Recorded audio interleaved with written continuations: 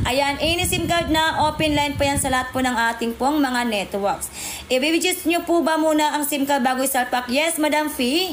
Kailangan pong i-register nyo muna ang SIM card ninyo sa inyong mga cellphone bago nyo po yan ilagay po dito sa ating packet wifi. Lahat na po ng klaseng SIM card guys, kailangan po yung naka-register muna sa ating pong mga cellphone bago nyo po yan ilagay sa ating pong packet wifi. Ayan guys, again, lahat na po ng klaseng SIM card, wala po itong pinipili.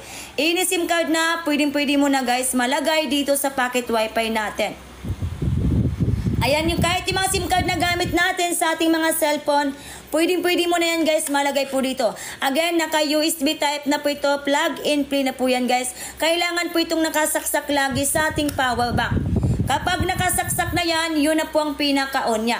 Flashlight na kasama yung ating power bank, kaya in case naman po na mag-burn out sa inyong mga location is no need to worry ka na guys, dahil meron ka ng packet wifi na may kasama ng power bank na pwede mong magamit anytime, anywhere na kapag nag-burn out sa inyong mga location. Ayan guys, nakakonect na ba yan sa cellphone at madetect na si kung sino ang mga nakakonect? Yes po madam. Meron na siyang site na pwede mong malaman kung ilan ang nakakonect sa wifi mo.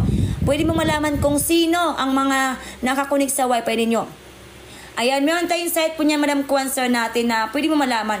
Kailangan nyo lang pong i-search yung ating IP address sa Google account. Doon kayo mag-login, mag-sign in po. Doon malaman po yung ating pong mga nakakonect